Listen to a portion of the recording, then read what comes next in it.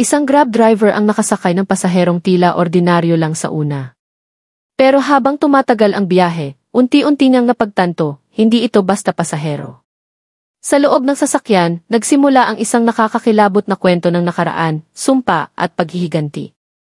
Anong gagawin mo kung ang pasaherong sinasakyan mo ay may dalang apoy ng isang masalimuot na kasalanan at ikaw ang susunod na bayad? Huwag kang kukurap.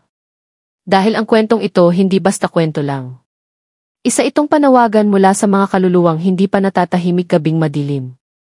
Ang buwan ay kalahating bilog, natatakpan ng makapal na ulap. Tila may bigat sa hangin. Tahimik ang kalsada. Lampas 11:00 na ng gabi. Si Rico, isang grab driver, ay pauwi na sana. Pagod mula sa buong araw ng biyahe. Ngunit biglang may dumating na booking. Pick-up, isang eskinita sa may Sampaloc. Drop-off, isang baryo sa paanan ng bundok. Kakaiba na agad ang pakiramdam niya. Pero kailangan niya ng kita. Tinanggap niya ang booking. Pagdating sa pick-up point, walang tao. Tahimik. Lumapit siya sa post ng ilaw. Biglang may lumabas mula sa dilim. Isang babae. Maputi ang balat. Mahaba ang buhok. Nakaputi mula ulo hanggang paa. Ngumiti ito. Ikaw po ba si Kuya Rico? Tumango siya, bagamat may kaba. Umupo ang babae sa likod. Tahimik lang ito. Walang amoy. Walang galaw. Parang hindi humihinga. Nagsimula silang bumiyahe. Habang binabagtas nila ang daan. Napansin ni Rico na bumababa ang temperatura. Naginaw siya. Pinatay niya ang aircon. Pero mas lalong lumamig. Tumingin siya sa rearview mirror. Nakita niya ang pasahero. Nakatungo ito. Hindi gumagalaw. Pero, ang buhok nito ay bahagyang umaalon. Kahit walang hangin. Pumikit si Rico sandali. Umaasang guni-guni lang ito. Pagdilat niya, nakatingin na sa kanya ang babae. Mapupula ang mata. Walang puti. Ngunit nakangiti. Isang ngiting hindi tao. Napakagat siya sa labi. Tiningnan niya ulit sa rear view. Ngunit wala na ang refleksyon nito. Nandun pa rin siya sa upuan. Pero sa salamin, wala. Kinilabutan si Rico. Nagdasal siya ng tahimik. Jesus, Maria at Joseph. Biglang nagsalita ang babae. Kuya, may tanong ako. Nanginginig ang boses ni Rico. Ano yun? Alam mo ba kung anong pakiramdam? Na masunog habang buhay? Hindi siya agad nakasagot. Pinilit niyang ngumiti. Bakit mo naman natanong yan? Tahimik. Tahimik na muli ang sasakyan. Paglingon niya. Hindi na babae ang nasa likod. Isang nilalang na may mahahabang kuko. Balat na tila sunog. Mata na apoy. Bibig na punong-puno ng ngipin. Napahinto si Rico sa gitna ng daan. Naglakad palabas ng sasakyan. Ngunit hindi siya makagalaw. Parang may humawak sa kanyang batok. Mainit. Parang apoy. Umalingaw-ngaw sa tenga niya ang tawa ng nilalang. Dati, driver din ang asawa ko. Iniwan niya ako habang sinusunog ako ng mga taong bayan. Wala siyang ginawa. Tumakbo siya. Ngayon, ako naman ang magdadala ng hustisya. Naramdaman ni Rico ang unti-unting paghapdi ng kanyang balat. Tila may apoy na gumagapang mula sa kanyang mga kamay. Isang usok ang lumabas mula sa kanyang bibig. Tumakbo siya palabas ng sasakyan. Ngunit ang paligid ay nag-iba. Hindi na kalsada. Hindi na gabi. Nasa gitna siya ng kagubatan. May apoy sa paligid. May mga anino ng mga nilalang. Mga mata sa dilim. Mga tawa. May isa sa kanila ang lumapit. Siya rin ang babae. Ngunit ngayon ay may suot na pulang saya. May hawak na itim na kandila. At sa dulo ng mitsa, nakasulat ang pangalan ni Rico. Napaatras si Rico. Napasigaw siya, ngunit walang lumabas na tunog mula sa kanyang bibig. Parang nawala ang kanyang tinig. Tinitigan siya ng babae. Alam mo kung anong pinakamasakit? Hindi ang mamatay, kundi ang makalimutang nabuhay ka. Iwinasiwas ng babae ang kandila. Lumakas ang apoy sa paligid. Sumigaw ang mga anino. Mga boses na parang umiiyak. Nagmumura. Nagtatanong. Bakit hindi mo kami tinulungan? Nasaan ang hustisya? Hindi sapat ang sorry. Gumulong ang kandila sa lupa. Napunta ito sa paanan ni Rico. Ngunit hindi niya ito maapakan. May tila puwersang pumipigil sa kanyang katawan. Muling lumapit ang babae. Ngayon ay hawak niya ang isang itim na panyo. Basang-basa ng dugo. Panyo ito ng asawa ko. Duguan noong iniwan niya ako sa apoy. Inipon ko ang galit, Rico. At ikaw ang huling susi. Hinawakan niya ang noo ni Rico. Biglang pumasok sa isip nito ang alaala. Isang lalaking tumatakbo sa gitna ng apoy. Iniwan ang isang babaeng nakagapos. Sumisigaw ito, tinatawag ang kanyang pangalan. Si Rico ang lalaking iyon. Hindi siya si Rico. Hindi siya Grab driver. Siya ay dating asawa ng babae. Ngunit sa bagong anyo. Nagbago ang mukha. Nagbago ang buhay. At ngayong binalikan siya ng nakaraan. Wala na siyang takas. Napahawak siya sa mukha. Nagsimulang matunaw ang balat. Parang wax na unti-unting lumalambot. Ang mga anino ay lumapit. Isa-isang humawak sa kanya. Mainit. Masakit. Sumisigaw siya sa loob-loob niya. Ngunit walang nakaririnig. Sa labas ng kagubatan. Nakita ang sasakyang iniwang bukas. Wala nang laman. Umuusok ang loob.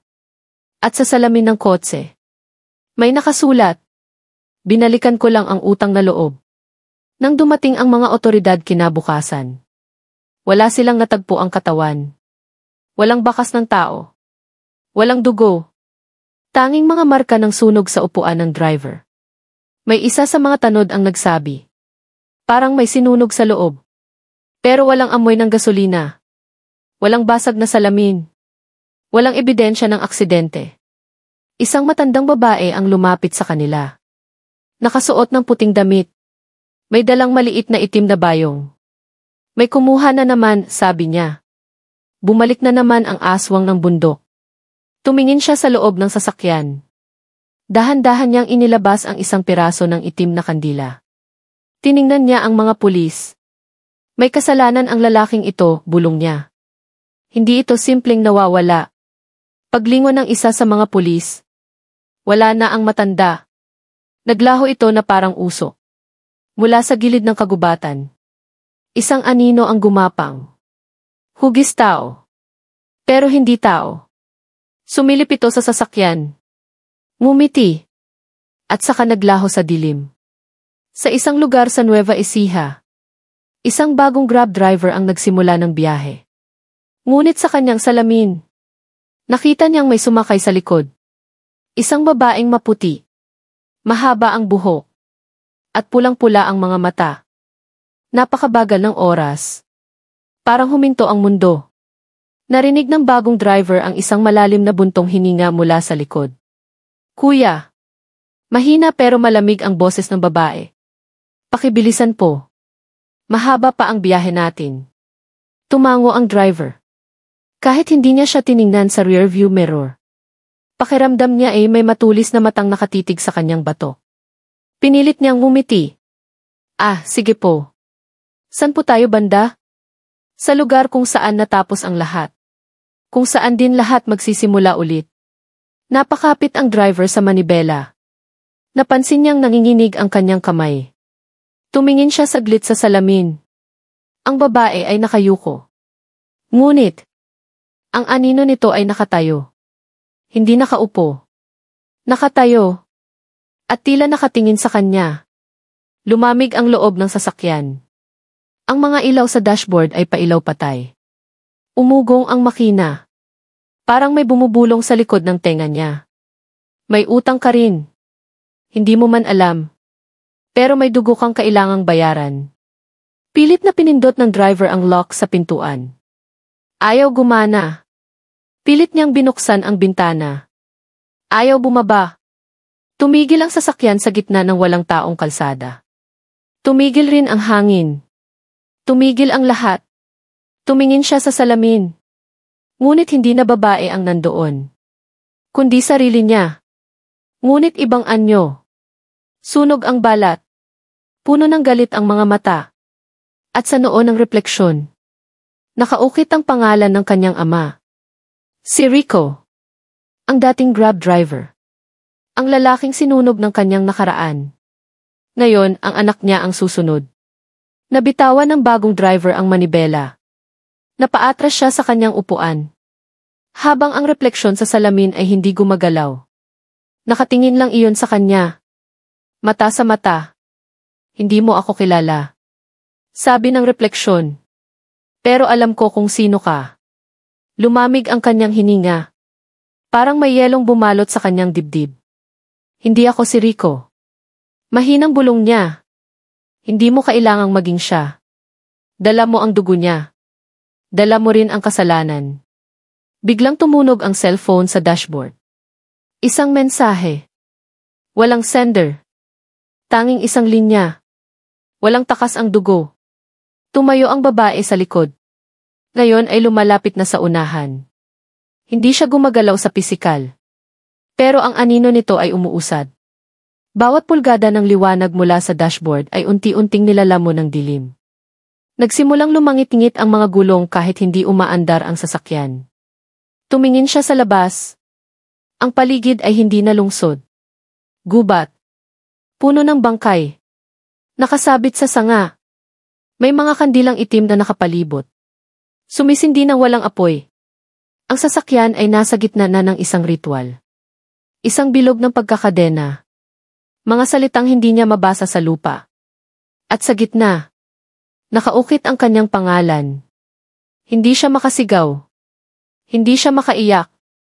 Kundi isang salita lang ang lumabas sa kanyang bibig. Ama! Lumapit ang babae. Ngayon ay hawak na niya ang parehong kandila ng gabing iyon. Yung kay Rico. At ang isa. May bago ng pangalan. Sa mitsa ng ikalawang kandila. Nakasulat ang pangalan ng bagong driver. Sa dugo nagsimula. Sa dugo rin matatapos. Bumilis ang tibok ng kanyang puso. Parang sasabog ang dibdib niya sa kaba. Gusto niyang bumaba. Tumakbo. Lumayo. Ngunit ang kanyang mga paa ay nakabaon. Literal. Nakalubog sa sahig ng sasakyan. Na ngayon ay parang lupa. Itim basa. Kumakapit. Bakit ako? Sigaw ng kanyang isip. Wala akong kinalaman dito. Ngunit narinig niya ang boses ng babae. Diretso sa kanyang utak. Walang bukang bibig. Ang kasalanan hindi nalilimot. Kahit ipanganak ka ng walang alam. Dala mo pa rin ang sumpa. Ang kandila ay unti-unting lumiliit. Nalalapit sa dulo ang apoy. Kasabay ng pagbagsak ng mga katawan sa paligid. Isa-isang nalalaglag mula sa mga sanga ng puno. Mga nawawalang tao. Mga nawawalang driver. Mga nawawalang anak. Hanggang sa narinig niya ang pangalan niya. Paulit-ulit. Kinakanta. Binubulong. Sa ilalim ng lupa. Sa ibabaw ng hangin. Sa pagitan ng mga patay. Mateo. Mateo. Mateo T. Nabitawan ng babae ang kandila. At sa mismong sandaling iyon, nagising si Mateo sa loob ng ospital. Basang-basa ng pawis. Nakadextrose. Nakahiga. Lumapit ang nurse. Sir, okay lang po kayo. Pero hindi siya makapagsalita. Nakatingin lang siya sa kisame. Nakita niya ang bentilador. Umikot. Parang mata. Sa tabi ng kama. Isang itim na bayong. Walang naglagay. Walang nagdala. Pero alam niya. Alam niya kung kanino iyon. At sa loob ng bayong. Isang kandila. May bagong pangalan sa mitsa. Mateo Rico Salvador. Nanginig ang kanyang buong katawan. Gusto niyang tumayo. Tumakbo palabas. Lumabas ng ospital. Ngunit sa paanan ng kanyang kama. May isang anino. Mahaba ang buhok. Nakayuko. Hindi gumagalaw. Dahan-dahang tumingala ang nilalang. Parehong mukha. Siya rin. Si Mateo. Ngunit sunog ang balat. Puno ng sugat ang katawan. At sa kanyang noo, nakaukit ang salitang, "Utang. Dala mo ang pangalan ng ama mo." Bulong ng anino. "Ngayon, ikaw ang magiging susunod." Isang apoy ang biglang sumiklab sa loob ng bayong. Umuusok. Walang naaamoy. Pero ang init. Dumiretso sa kanyang dibdib. Sumisigaw si Mateo. Ngunit walang boses. Pinipilit niyang alisin ang dextrose. Humihiwalay ang balat sa kanyang kamay. Biglang bumukas ang pinto ng kwarto. Pumasok ang doktor. Kasunod ang dalawang nurse. "Mateo. Mateo, okay ka lang?" Ngunit hindi nila siya makita. Parang hindi siya nandoon. Tinitigan niya ang salamin sa tabi. Wala na siyang refleksyon. Ang nakikita lang sa salamin. Ang babae. Nakatayo sa likod ng doktor. May hawak na kandila. Nakatingin kay Mateo. Ngumiti. Tapos na ang una. Simula na ng ikalawa. Bumigat ang hangin sa loob ng silid. Parang may humihigop sa liwanag. Isa-isang namatay ang ilaw sa kisam. Tik. Tik. Tik. Isa. Dalawa. Tatlo.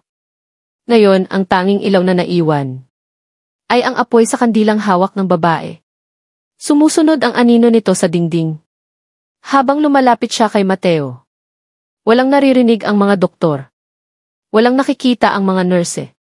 Pero si Mateo, siya ay nakakulong sa sarili niyang katawan. Nakatitig. Nanginginig. Hindi makagalaw. Hindi mo ito maiiwasan. Sabi ng babae. Huwag mong subukang tumakas. Ang dugo ay may daan pabalik. Lumapit siya kay Mateo. Itinapat ang kandila sa kanyang mukha. Mainit. Mas mainit pa sa araw. Pero hindi siya nasusunog. Hinipa ng babae ang apoy. At sa sandaling iyon, bumukas ang pader sa likod ng kama. Isang lagusan. Maitim. Malalim. May mga bulong mula sa loob. Halika na. Sabi ng babae. Panahon na para ibalik kung anong ninakaw. Iyak na ang gustong isagot ni Mateo. Ngunit hindi siya makapagsalita.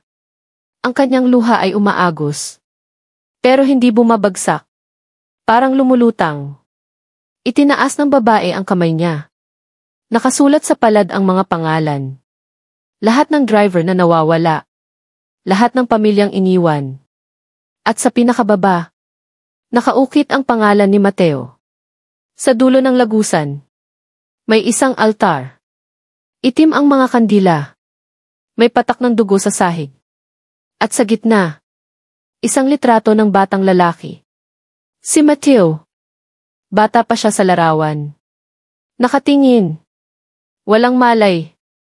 Ngunit ang mga mata. Dugo ang tumutulo. Napatitig si Mateo sa larawan. Parang hinihigop siya ng sariling mata sa larawan. Umiikot ang paligid. Sumisikip ang lagusan. Ang kandila sa kamay ng babae. Unti-unting muling nagsindi. Ngunit ngayon, ang apoy ay asul. Ang huling apoy. Bulong ng babae, ay hindi para sa parusa, kundi para sa alaala. Humakbang si Mateo. Hindi niya alam kung bakit. Parang may humihila sa kanya papalapit sa altar. Bawat hakbang ay parang taon sa kanyang katawan. Tumitimbang. Sumasakit. Sa bawat pulgada, bumabalik ang mga alaala. Isang batang umiiyak sa gilid ng kalsada. Isang amang lumilingon. Pero hindi lumalapit. Isang babaeng nakagapos. Sumisigaw. Nilalamon ng apoy. At ang batang si Mateo. Nagtago sa likod ng poste. Nanood. Tahimik. Natatakot. Hindi niya iyon naalala dati. Ngayon lang. Hindi ka inosente. Sabi ng babae. Ngayon ay nasa tabi niya na. Hindi mo man sinindihan ang apoy. Pinanood mo itong lamunin kami. Tinuro niya ang altar. Nakita ka ng apoy. Ngayon gusto ka nitong ibalik. Hinawakan niya ang kandila. At itinapat ito sa litrato ni Mateo. Sa sandaling nadikit ang apoy, sumigaw ang litrato. Isang tunog na hindi tao. Isang halinghing na galing sa kailaliman. Napahawak si Mateo sa ulo niya. Ang paligid ay nagsimulang umikot. Lumiit ang altar. Lumaki ang mga anino. May mga kamay mula sa sahig. Umaabot sa kanyang mga paa. Hinihila siya pababa. Wala nang pwedeng pagtaguan. Bulong ng babae sa kanyang tainga. Ibalik ang utang. Ibalik ang apoy. Ibalik ang alaala. At bago siya tuluyang lamunin ng dilim, isang boses ang umalinggaw mula sa taas. Hindi boses ng babae. Isang tinig ng matandang lalaki. Mahina. Basag. Pero pamilyar. Mateo T. Anak, humingi ka ng tawad. Napatigil ang paghila ng mga kamay sa ilalim ng lupa. Nanginginig si Mateo. Ang boses na iyon. Hindi siya maaaring magkamali. Boses ng kanyang ama. Boses ni Rico. Lumingon siya pataas. Sa tuktok ng lagusan. May liwanag. Kaunti lang. Parang punit sa telang itim. Ngunit sapat para pasukin ang pag-asa. Anak, hindi mo kasalanan ang lahat. Bulong muli ng tinig. Pero may pagpili ka ngayon. Pipiliin mo bang manatili sa dilim? O tatanggapin mong ikaw ay tao? At may kakayahang magbago. Naluha si Mateo. Ngunit ang babae sa tabi niya. Tumawa. Isang halakhak na ubod ng pait. Pagbabago. Wala nang makakabawi sa apoy. Walang panalangin ang makakapigil sa sumpa. Tumayo siya sa harap ni Mateo. Ang kandila ngayon ay naging itak. Itim. Bakal na parang buhay. May galaw ang talim. Ito ang wakas mo. Ito ang hustisyang hindi ibinigay ng mundo. Itinaas niya ang sandata. Ngunit bago ito bumaba, isinigaw ni Mateo. Patawad. Isang sigaw na mula sa kaibuturan. Hindi para sa kanyang sarili. Hindi para makaligtas. Kundi para sa mga iniwang sugat ng nakaraan. Biglang lumiwanag ang lagusan. Pumutok ang sahig. Umatras ang babae. Nasindak. Ang mga kamay mula sa ilalim. Nawala. Ang apoy sa paligid. Namatay. Ang altar. Nahati. At mula sa liwanag, lumabas ang isang hugis. Isang lalaki. Sunog ang balat. Basag ang mukha. Ngunit nakangiti.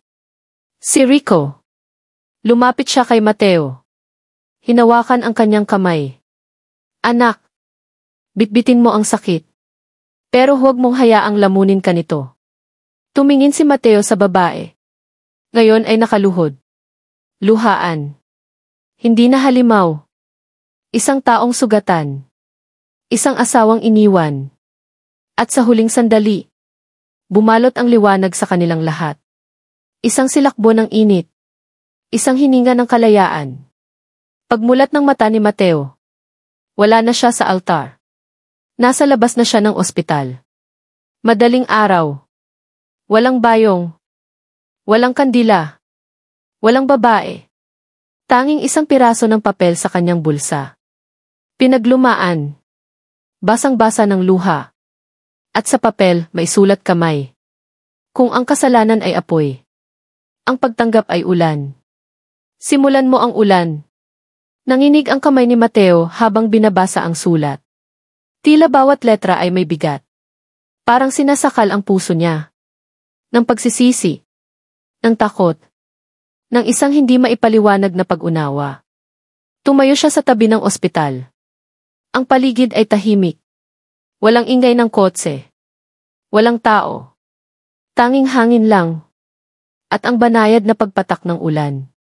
Tumingala siya sa langit. Makulimlim pa rin. Ngunit ramdam niya. May nabago. Hindi niya alam kung totoo ang lahat. O kung panaginip lang. Pero alam niya isang bagay. May bumitaw sa kanya. At may iniwan. Pag-ibig na nasunog sa galit. Galit na lumalim sa katahimikan. Katahimikan ngayon ay napunit sa sigaw ng isang anak. Lumakad siya papalayo sa ospital. Puno ng luha ang mata. Hindi dahil sa takot. Hindi dahil sa trauma. Kundi dahil sa unang pagkakataon sa buong buhay niya. Narinig niya ang ama. Hindi sa anyo ng pagsisisi. Hindi sa anyo ng parusa. Kundi sa anyo ng pagpapatawad. Sa bawat hakbang ni Mateo, napansin niyang umiilaw ang daan. Bawat patak ng ulan ay parang bulong. Mga kaluluwang nabigyang kapahingahan. Hanggang sa makarating siya sa gilid ng kalsada. May isang matandang babae. Nakaupo sa ilalim ng puno. Nakangiti ito. Walang kandila. Walang bayong. Tanging mata lamang. Napuno ng pag-unawa. Anong pangalan mo, iho? Tanong nito. Ngumiti si Mateo. Hindi na siya nanginginig. Hindi na siya takot. Mateo, sagot niya. Anak ng isang kwento. At simula ng bago. Tumango ang matanda. Dahan-dahan. Parang alam na niya ang lahat. Mateo, Anya. Ang pangalan mo ay nangangahulugang kaloob. Ngayon alam mo na kung bakit ikaw ang pinili. Napakunot ang noo ni Mateo. Pinili. Umiti ang matanda. Tumayo mula sa pagkakaupo. Naglakad papalapit sa kanya. Habang ang ulan ay unti-unting tumitigil. Hindi lahat ng binigyan ng sugat ay tinatapos ang kwento sa sakit. May iilan, katulad mo, na tinatawag para magsara ng mga lumang sugat. Para paghilumin ang mga kwento. Kahit hindi sila nagsimula sa'yo. May iniabot ang matanda. Isang lumang kwaderno. Ang pabalat ay may sunog sa gilid. May mga lumang pahina. Mabigat. At sa unang pahina, nakasulat ang salitang, kwentong utang. Napatingin si Mateo sa matanda. Ngunit ito ay unti-unting naglalakad palayo. Parang naupos na apoy. Hanggang sa nawala ito sa likod ng punong kahoy. Hawak pa rin ni Mateo ang kwaderno. Binuklat niya ito. May larawan sa loob. Mga mukha ng mga nawawala. Mga driver. Mga anak. Mga ina. Mga nilalang na nawala sa dilim.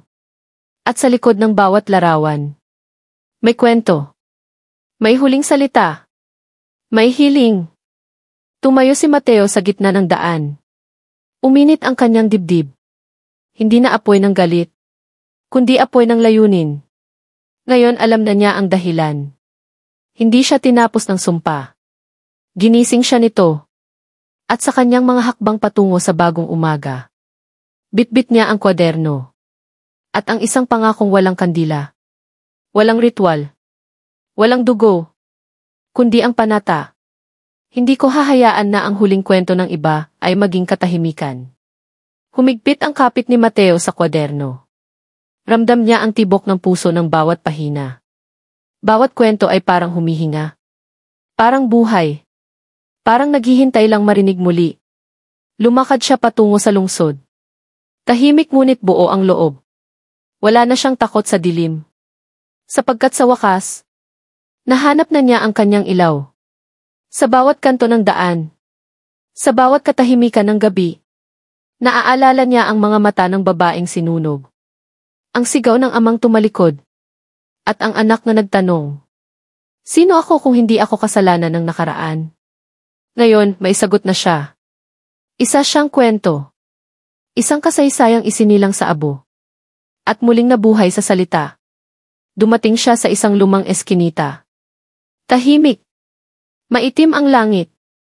Ngunit hindi na ito kasing dilim gaya ng dati. May lumapit na batang lalaki. Madungis. Namumula ang mata. Kuya, sabi nito. Hinahanap ko ang tatay ko. Grab driver po siya. Lumuhod si Mateo. Hinawakan ang balikat ng bata. At binuksan ang kwaderno. Anong pangalan ng tatay mo? Mahina ngunit matatag ang kanyang tanong. Umiti ang bata. Bagaman may lungkot sa mata. Carlos po. Binuklat ni Mateo ang gitna ng aklat. Dahan-dahan. May larawan. May kwento. May huling bakas ng isang buhay na hiniling marinig. At habang binabasa niya ito para sa bata, isang malamig na simoy ang dumaan sa kanilang tabi. Kasabay ng mahinang tinig.